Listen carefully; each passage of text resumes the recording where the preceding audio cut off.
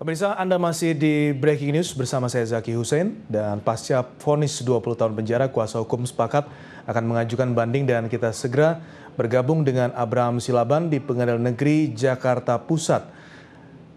Ya, Abraham, silahkan dengan laporan Anda. Ya Zaki, sebagaimana yang kita ketahui bersama, sebetulnya vonis sudah dibacakan dan dijatuhkan oleh majelis hakim sekitar pukul 17 waktu Indonesia Barat tadi, atau sekitar 2,5 jam yang lalu dari sekarang. Namun ini kemudian masih menyisakan sejumlah komentar, sejumlah opini yang ada di Pengadilan Negeri Jakarta Pusat untuk memperbincangkan terkait dengan apa komentar secara psikologis yang dialami oleh Jessica selama berjalannya sidang vonis tadi hampir sekitar 5 jam. Sudah ada Mbak Dewi Harun yang merupakan psikolog di sini. Selamat malam Mbak Dewi. Selamat malam. Dan ada juga Bang Hidayat Bostam, kuasa hukum yang terus mendampingi dan mengadvokasi kliennya Jessica Kumalo Wongso. Saya terlebih dahulu berbincang bersama dengan Mbak Dewi. Iya. Kita lihat bersama-sama. Betul. Sesaat setelah dibacakannya vonis, Anda sempat melihat tidak seperti apa ekspresi wajah dari Jessica? Kebetulan saya di bagian depan ya tadi ya, lihat saya kebetulan diundang sama Pak Hidayat untuk ikut terakhir, Bu, datang Bu, lihat sidang untuk support kita semuanya, lihat Jessica juga. Nah, saya sangat lihat sekali gerak-geriknya Jessica, kemudian bagaimana dia vonis tadi. Tapi sepertinya vonis itu dia sudah memperkirakan sejak dia duduk, hakim berbicara, arahnya kemana, Jessica sudah menduga sepertinya. Makanya begitu vonis dia kayak nggak kaget lagi. Sudah menduga bagian-bagian awal dari 377 lembar pertimbangan yang dibacakan oleh majelis hakim itu. Di awal-awal persidangan Anda sudah melihat bahwa sudah jelas arahnya kemana. Iya, dia sudah waktu awal-awal dia masih tegar sepertinya, masih yakin. Tapi begitu arahnya hakim sepertinya sudah mulai ke arah Jessica bersalah, dia mulai noleh nih ke Pak Bostam, ke Bu Eli, mulai noleh ke penasihat hukumnya. Apa arti tolehan itu?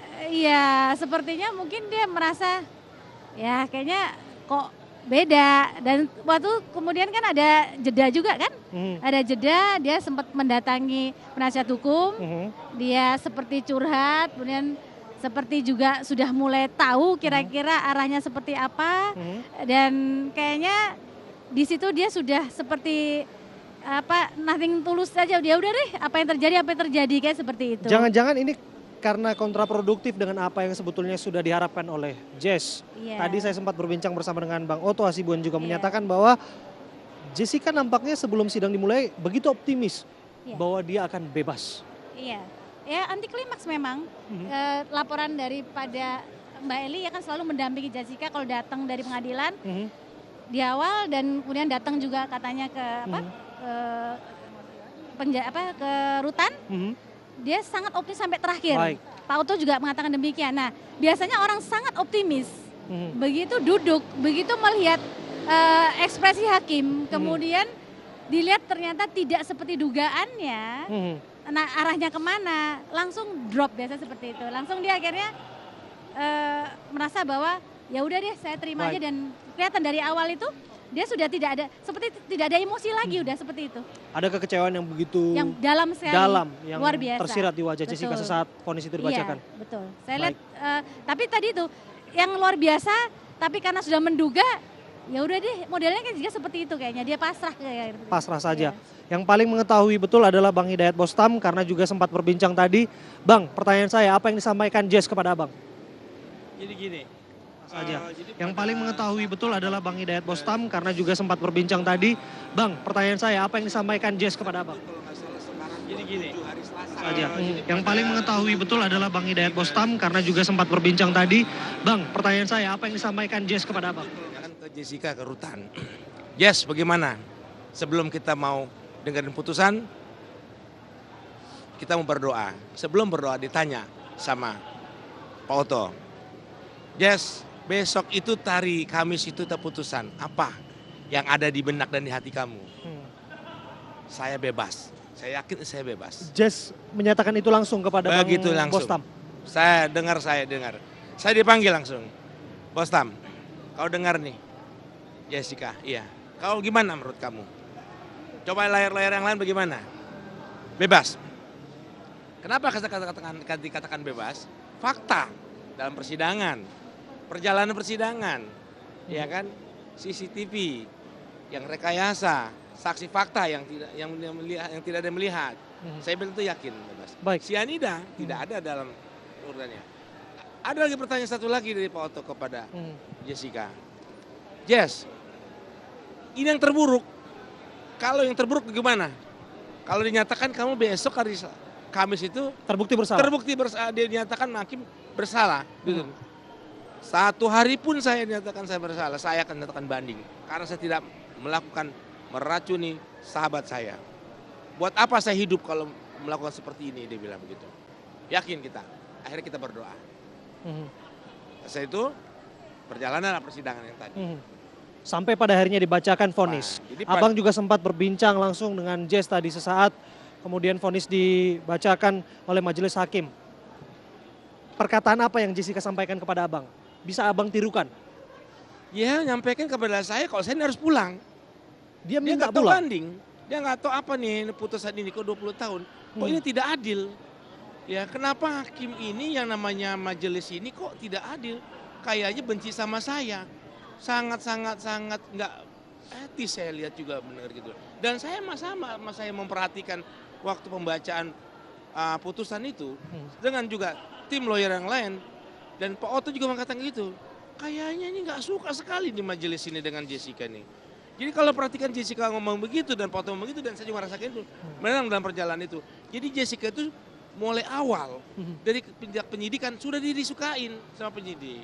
Baik. Sampai di kejaksaan pun juga nggak disukain. Dalam sidang yang lalu-lalu kita bicara sama udah dilarang-larang. Baik, baik. Tapi saya fokus terhadap Jess. Apakah betul Jessica bahwa dirinya meminta untuk pulang? Ya, dia katakan saya harus pulang. Ya, kita nggak bisa pulang. Kita masih ada upaya. Kita banding. Dia masih jalan. Dia masih semangat. Tadi istri saya nganterin di mobil. Akhirnya ketika Semangat. kuasa hukum berbincang, berkonsultasi satu sama lain, ada Jess juga di situ yang ikut sharing. Pada akhirnya memutuskan untuk banding. Ada guratan paling tidak semangat untuk merasakan ada peluang untuk bertanding di ronde kedua dan hasilnya tidak sama dengan hari ini. Pasti, jadi gini ya, karena dalam persidangan tadi ya tidak dibacakan pertimbangan dari kita tidak, ahli dari kita tidak dipertimbangkan, dikesampingkan, ditolak. Ya. Nah itu yang akan jadi banding kita nanti akan kita sampaikan. Ya kan? Baik. Itu loh. Saya ke Mbak Dewi. Ada satu materi yang sebetulnya saya ingin tanyakan. Tadi disampaikan oleh kuasa hukum bahwa majelis hakim tidaklah seorang pakar gestur, tidaklah seorang ahli psikolog yang mengetahui arti air mata dari seorang terdakwa tadi sebelum dia menjadi seorang terpidana, Jessica Kumala Wongso. Disebut-sebut dalam pembacaan eksepsinya, kemudian pledoinya, Jessica terkesan mengeluarkan air mata dan air mata itu adalah air mata bukan penyesalan, air mata yang dibuat-buat begitu. Komentar Anda? Ya. Meski saya sebelumnya menjadi saksi ahli di kasus ini, tapi sebagai psikolog yang bukan di bidang hukum, saya melihat bahwa kok lucunya sidang tadi putusan hakim lebih banyak pakai psikologisnya daripada fakta-fakta hukum. Saya bertanya-tanya, emangnya hukum seperti ini? Misalnya lebih diberikan kayak gambaran-gambaran perilakunya dia, gesturnya dia. Saya bertanya-tanya tadi memang, akhirnya ada apa ya?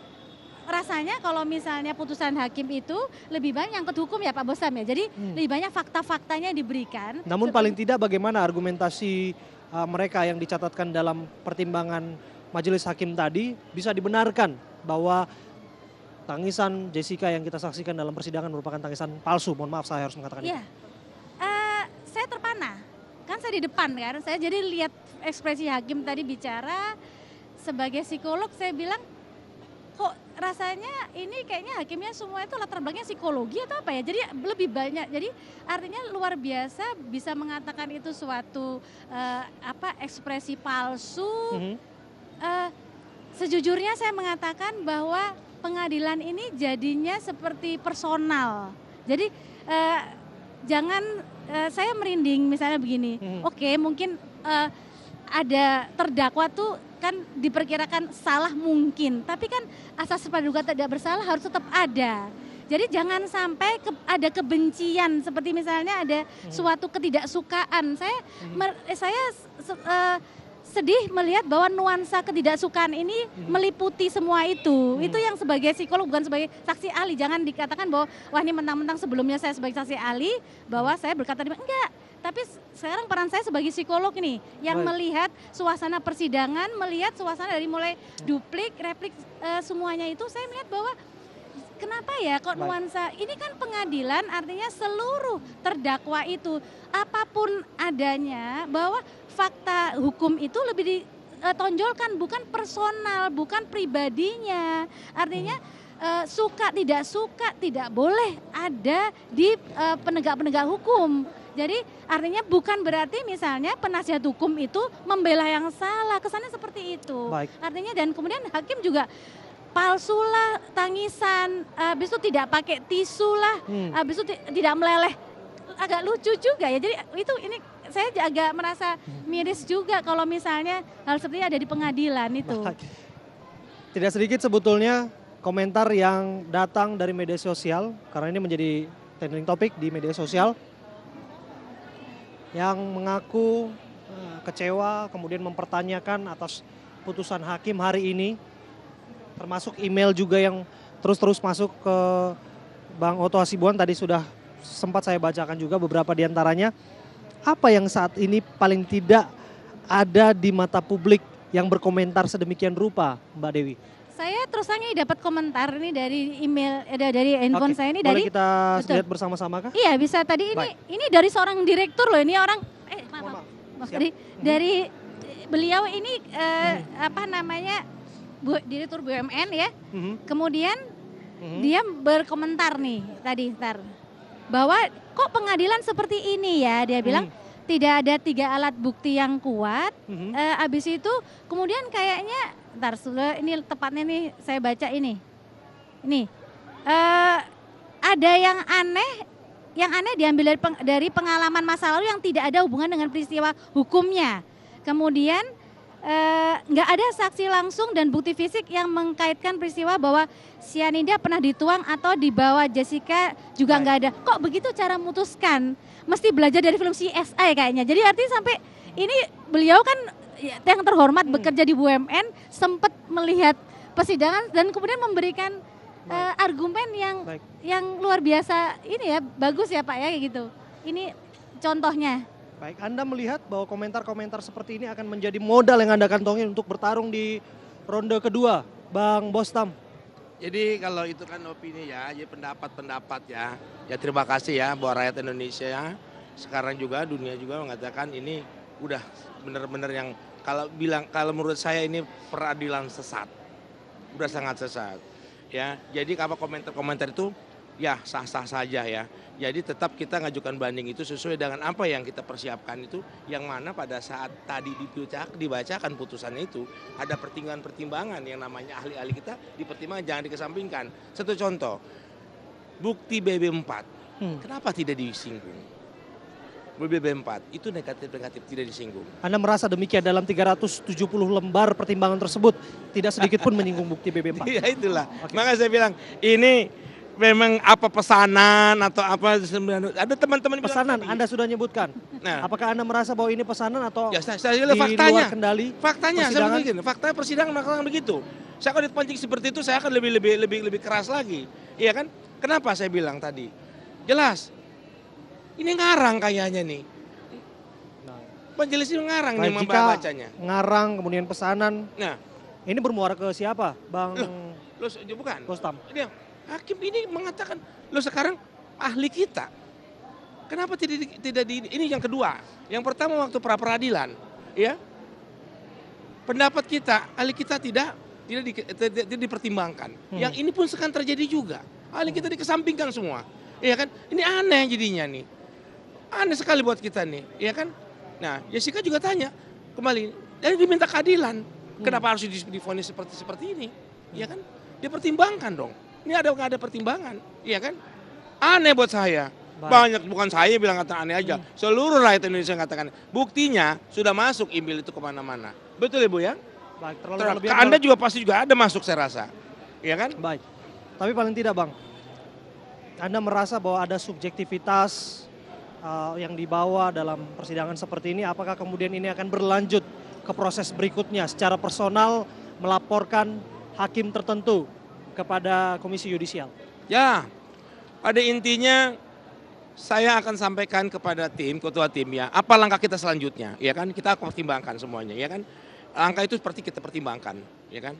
Kita akan bicarakan dulu sama tim kita. Iya. Kalau saya ada yang perlu juga begini, jadi harus diberikan pengertian. Nanti kalau kedepannya akan negatif. Jadi misalnya bahwa yang namanya pengacara memang membela terdakwa. Kemudian saksi ahli dari pihak pengacara itu berarti dia juga netral. Jadi jangan dikatakan bahwa semua dari pengacara itu berarti nanti membela yang bayar, kemudian saksi ahlinya juga dibayar.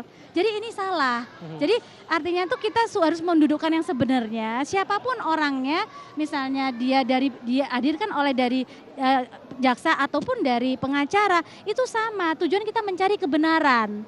Ini harus pembelajaran masyarakat dan jangan dibuat opini sehingga akhirnya pasti kalau yang dari pengacara pasti dia pokoknya membela yang salah seperti Baik, saya itu. kembali fokus kepada Jessica Mbak Dewi. Seberapa besar, seberapa signifikan kemudian pengaruh dari putusan hari ini, vonis hari ini yang dijatuhkan terhadap psikologis Jessica? Saya lihat pertama dia tadi awal dia di tengah-tengah, agak shocknya di tengah-tengah pada waktu jeda ya. Tapi begitu putusan kayaknya dia juga udah terima. Kemudian akhirnya semangat lagi tadi begitu nanti banding. Saya melihat tipe Jessica tipe pejuang fighter. Jadi kayaknya dia tidak, maksud saya itu tidak misalnya putus asa, kebetulan karena mungkin memang hubungannya mereka dekat dengan pengacara juga, penasihat hukumnya. Saya rasa juga dia tahu bahwa keadilan diperjuangkan dengan komentar-komentar orang yang ada tadi. Saya rasa itu. Dan karena masalahnya sekarang bukan soal Jessica ini, soal keadilan bagi orang lain. Misalnya kalau kebetulan Jessica mampu bisa meng-hire, tapi kalau misalnya orang lain bagaimana seperti itu? Singkat saja terakhir, Bang Bostam, soal keadilan, apakah Anda merasa bahwa perjuangan untuk mencari keadilan terhadap klien Anda belum usai dan akan berlanjut, persiapan begitu matang dan tetap optimis untuk banding ini? Ya, jadi sebetulnya kami untuk mencari keadilan, tadi kita berpikir semua bahwa keadilan ada di sini. Pengadilan selesai dalam hal ini, Jessica bebas. Tapi dengan seperti ini, Jessica juga menanyakan, kalau caranya begini buat apa ada penasihat hukum? Ya, langsung dihujat, ditanyakan berarti. Nah, sekarang kita masih punya upaya lagi satu, banding. Kami yakin banding ini kita. Masih ada peluang begitu? Masih peluang ada. Aku nambahin lagi sedikit lagi, yang paling penting jangan kita opini begitu orang salah, nanti pasti salah. Jadi terdakwa itu kita memakai asas praduga tidak bersalah. Jadi jangan ketidaksukaan terhadap sikap perilaku menyebabkan kita akhirnya mengatakan dia pasti salah. Karena publik semua menghukum sebelum di sidang, itu yang penting. Dan jaksa juga sama, hakim jangan terpengaruh dengan ini semuanya, seperti itu harapannya ya. Mbak Dewi Harun, psikolog, dan juga terima kasih Bang Hidayat Bostam, kuasa hukum yang sudah berbincang bersama kami. Kita pahami betul bahwa masih ada payung hukum sebetulnya yang memberikan peluang bahwa proses ini masih bisa diangkut, dibawa ke proses yang lebih tinggi, dan tentu saja kita akan terus mengawal, terus mengawasi dan melihat seperti apa ujung dari kasus kematian Wayan Mirna Salihin. Kami kembalikan kepada studio.